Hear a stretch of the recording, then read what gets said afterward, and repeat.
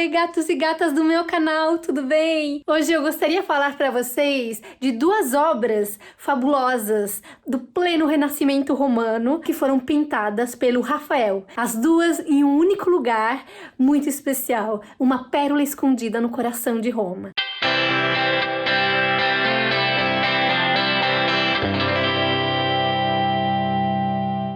O Rafael hoje, eu sei, não é muito conhecido, mas saibam que no Renascimento e também muito depois, nos séculos que se seguiram, foi considerado o príncipe das artes. Mais do que Leonardo, mais do que o Michelangelo. Foi realmente o artista que mais influenciou a história da arte até o 1800. Então é muito importante voltar a conhecer esse artista também para entender toda a arte que seguiu, né?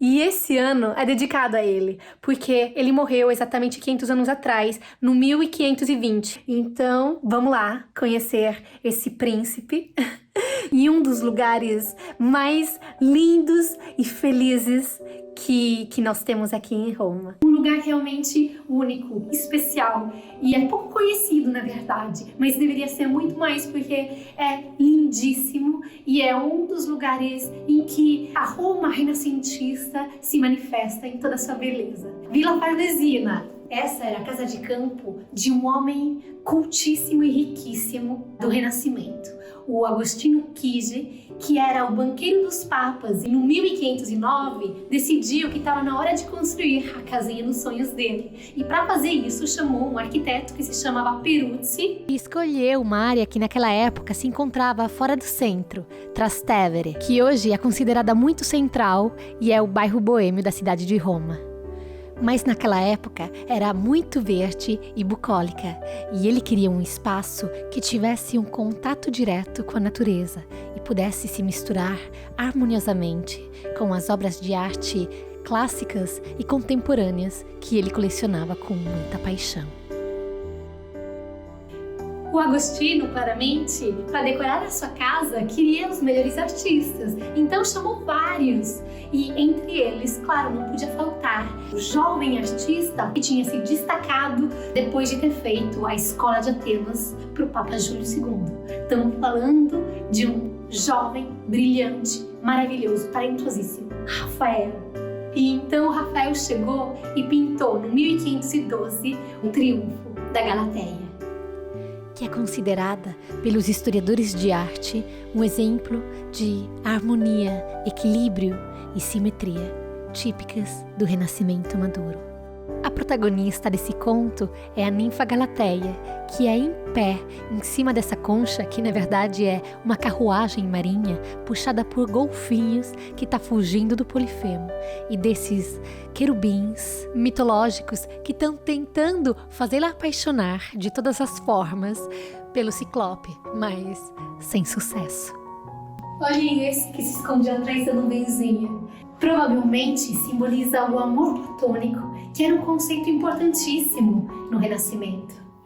Em volta da Galateia, nessa atmosfera tão clara e cristalina, podemos ver uma multidão de seres que pertenciam ao mundo da mitologia marinha.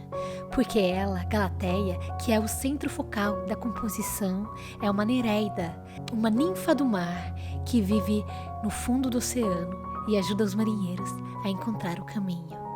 Acho incrível esse detalhe do golfinho que, enquanto puxa a carruagem, come o povo que, coitado, estava passando por lá. Sem falar dessa roda surpreendentemente parecida com os maquinários que o Leonardo da Vinci estava projetando bem naquele momento.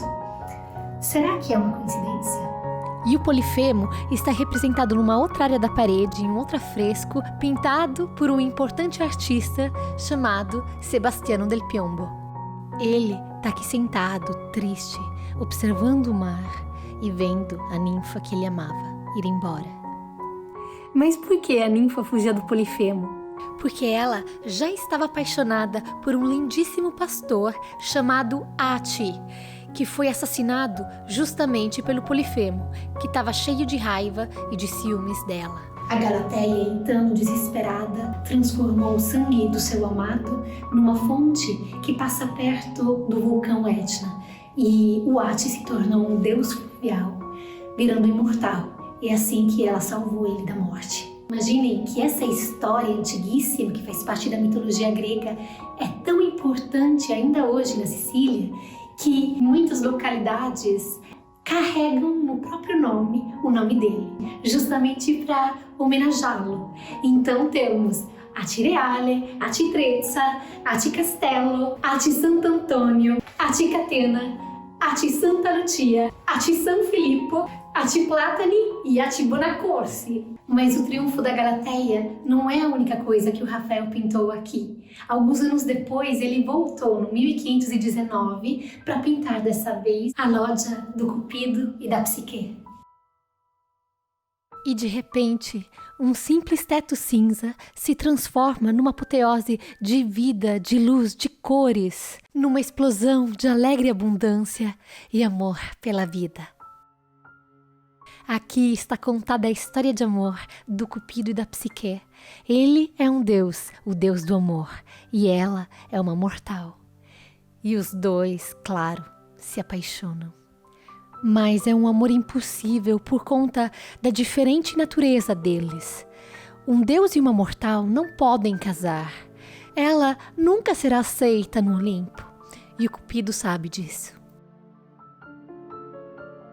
Sobretudo, ele tem medo da sua mãe, a deusa Vênus, que nunca poderia aceitar de ser a sogra de uma mortal. E a lindíssima Psique terá que enfrentar inúmeros desafios e provas terríveis e quase impossíveis por causa da perseguição da Vênus.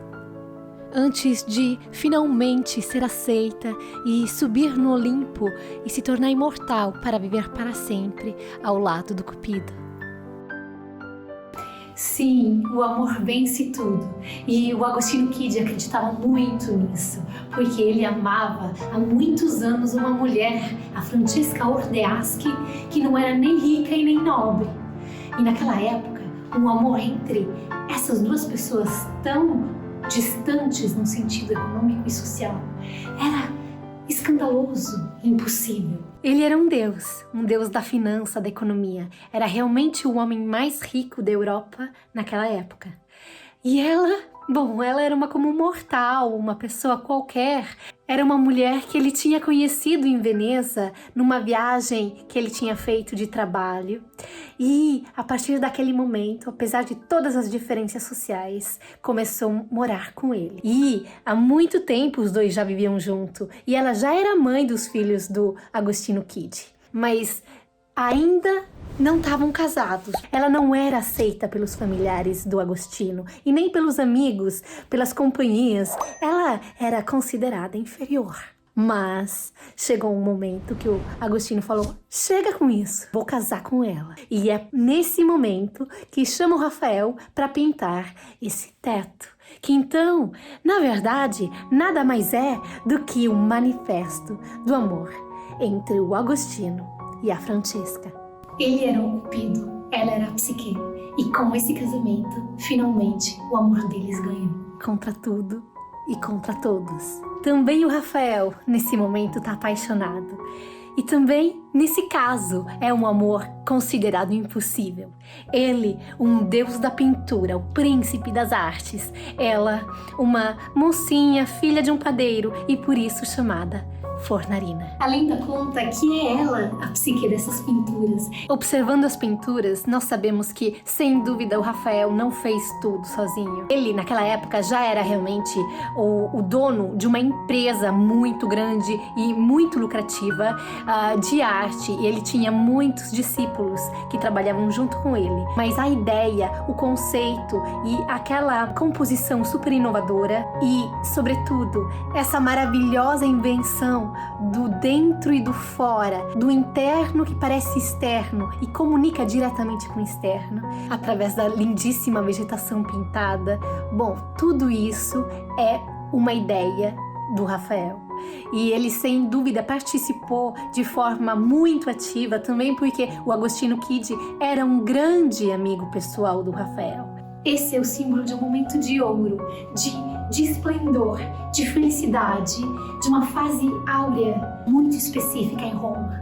O pleno renascimento romano, com toda a abundância que isso trouxe. Temos a sorte ainda hoje de poder passear aqui dentro e sentir toda essa felicidade, que é aquela que o Agostinho e a Francesca também sentiram. Me falem aqui se querem também outros vídeos relacionados ao Rafael, ao Agostinho Kid, ou mais geral sobre a Vila Farnesina, para vocês verem os outros quartos desse lugar. Coloquem um like se gostaram, ok?